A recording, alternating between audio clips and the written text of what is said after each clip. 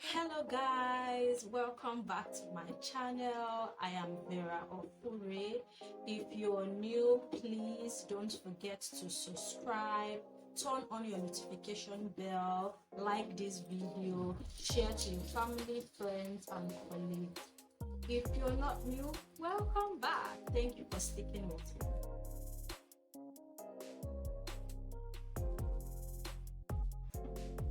Today I'm going to be talking about Afrocentricity, what it means, why I chose to represent Afrocentrism in my styling and storytelling. So stick with me guys and let's dive into it. For this video, Afrocentricity, I'm going to be using this journal. Yes, I'm going to be using this journal I downloaded from the internet, and it has been very helpful. First of all, I would like to talk about how Afrocentricity came about, why I chose to, be Afrocentric in my styling, my storytelling, or in my day-to-day life, in my dressing, as you can see. So it all started when I wanted to be a model. I wanted to be in the front page of magazines. I wanted to represent brands. I wanted to model for brands. But to burst my bubble, it's not what it seems. It's not what it looks like. It's not easy. And being a 5'3" height, getting into these agencies for them to represent you, it's not easy because I was not up to the requirement. So it was getting frustrating, and I was like, okay, what can I really do? Like, what can I do to change, to be unique, like to stand out? And when I was modeling, I was also styling myself because men at that particular time, I could not afford to, buy new clothes, buy new shoes. Like, where is the money? There was no money. So I had to use what I have to, style myself.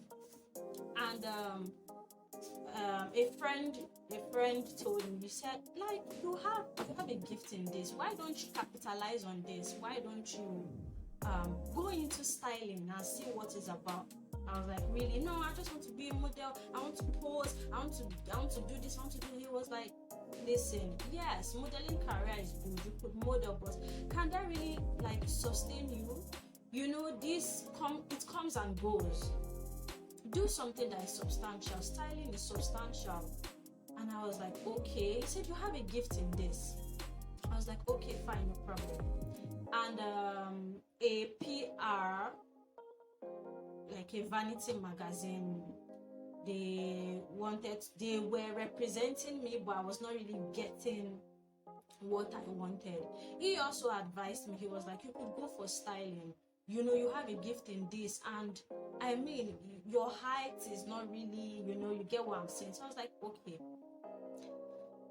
Then I was like, okay, styling. What will make me stand out? What will make me different from every other stylist or every other model? Or what am I unique in? What is my different side? What can I bring to the table? And Africa just came to me. I was like, Africa? Then from there I had to start researching what, being African is about, or what does it mean to be Afrocentric. Afrocentrism is not just tying Ankara gele or tying Ankara headscarf, wearing the clothes, wearing the beads and the jewelries, or wearing cowries. Afrocentrism is not really about that. It's part of it, but it's not all of it. As an African, as a Nigerian, wherever you come from in Africa, yes, you're from Africa, but it's more than that. We have history from, slavery, colonialism, post-colonialism. We have history. What is your history? Do you really know who you are? And that's what we really want to dive into this video. The journal is much. I cannot cover all in this video, I'm going to try as much as possible to, we'll read some things and we'll just get an insight of what Afrocentrism is about, what being Afrocentric is. So the name of this journal is The Development of Afrocentricity, a Historical Survey.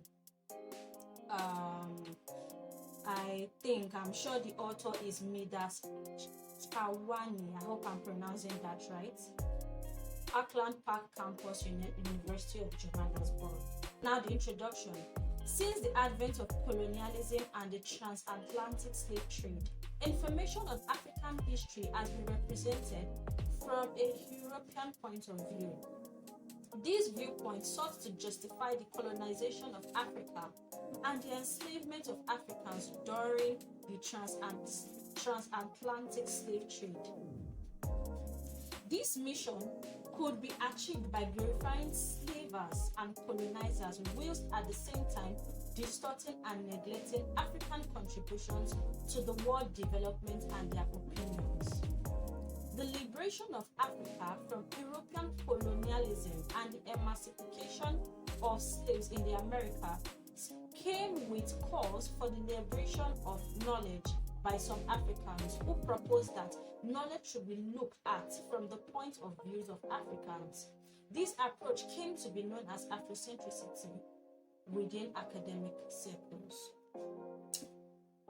Defining the concept of Afrocentricity. The concept of Afrocentricity has been defined differently by various scholars. M.K. Ashanti defined Afrocentricity as a manner of thought and action in which the centrality of African interest, values, and perspective predominate. He further stated that Afrocentricity is an exercise in knowledge and a new historical perspective. Another definition views Afrocentricity as an intellectual movement, a political view, and/or a historical evolution that stresses the culture and achievements of Africans.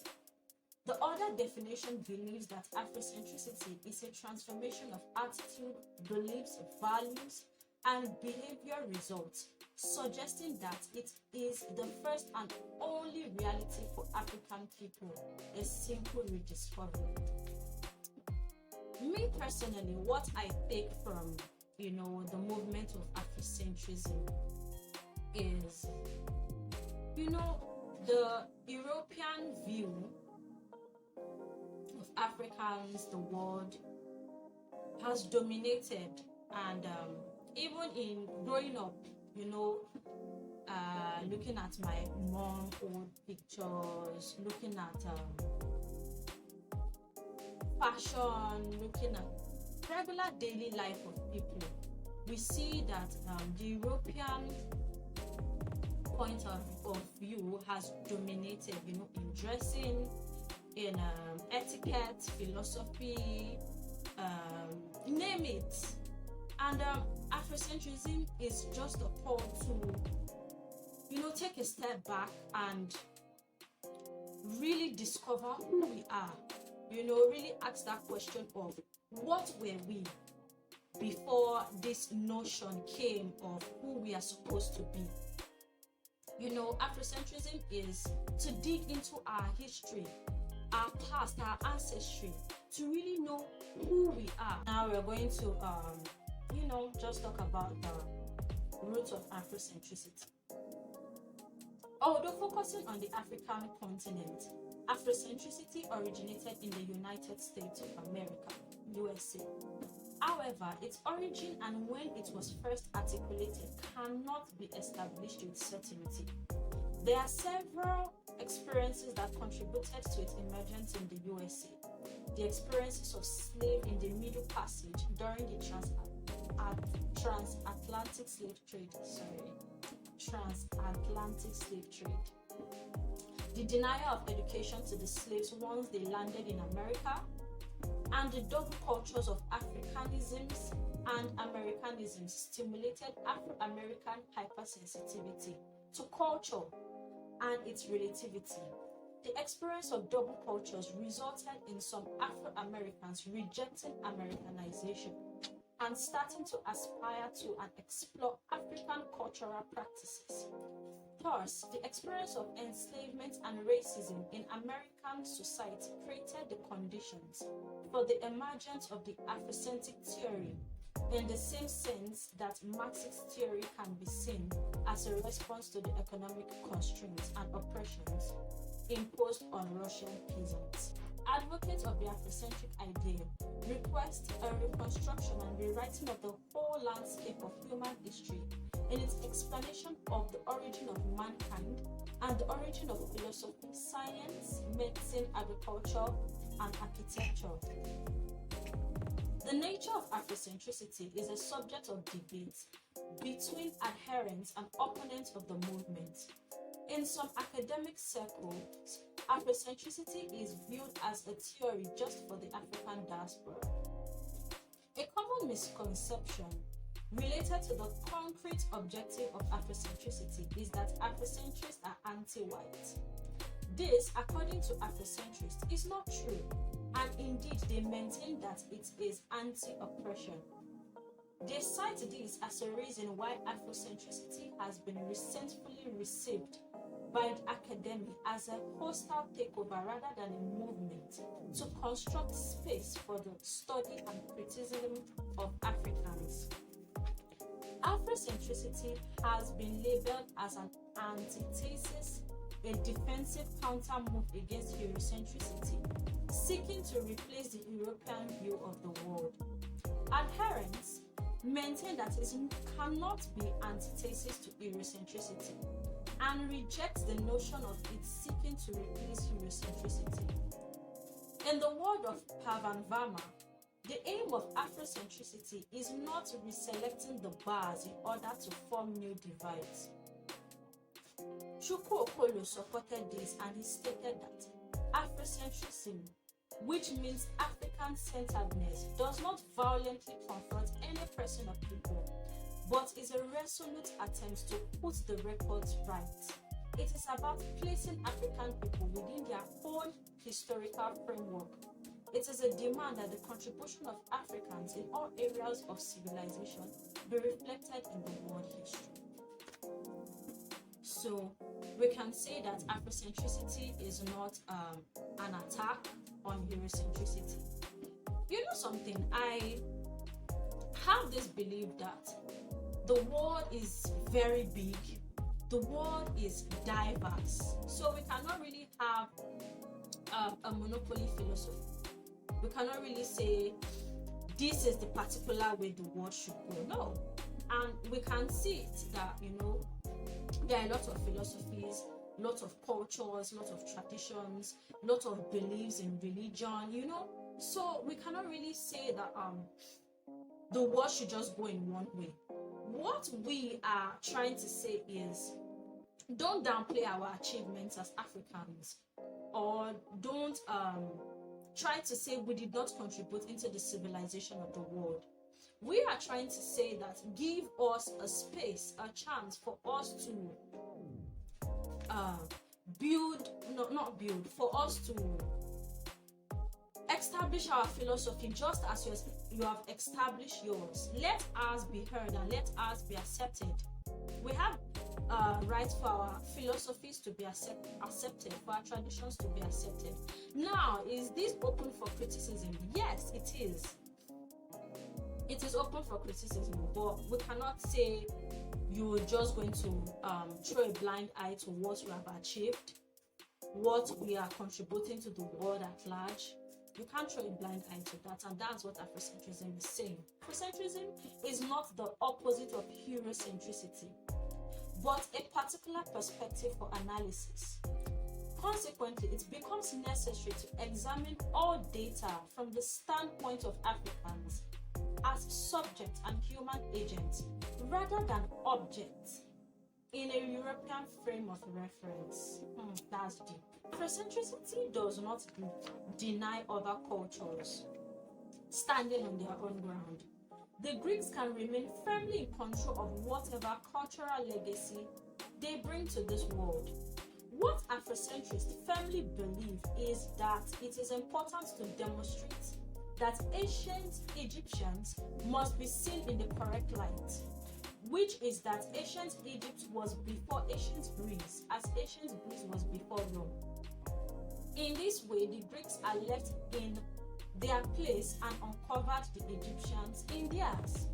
The fact of the matter is that history written from the Eurocentric perspective discounts and twists the substantial evidence of African influence on Greece by overlooking ancient writings of Aetius, Strabo, Plato, Homer, Herodotus, Diogenes, Plutarch, and Diodorus Siculus. Afrocentrist scholars challenge the Western view, which contends that Greek gave the world rationalism, thereby effectively marginalizing those who are not Europeans, and becomes the leading cause of the disbelief about African achievement. The fact that Afrocentricity originated in the USA led to the understanding by some scholars that it is a theory not for Africans in Africa, but for Afro-Americans, an assertion that is rejected by Afrocentrists. For adherents of this ideology, Afrocentricity is not a theory just for the African diaspora, but for Africans at home as well. Their argument is that Afrocentricity is primarily rooted on the continent of Africa, where it has its largest following, which makes it a theory for Africans in Africa as well.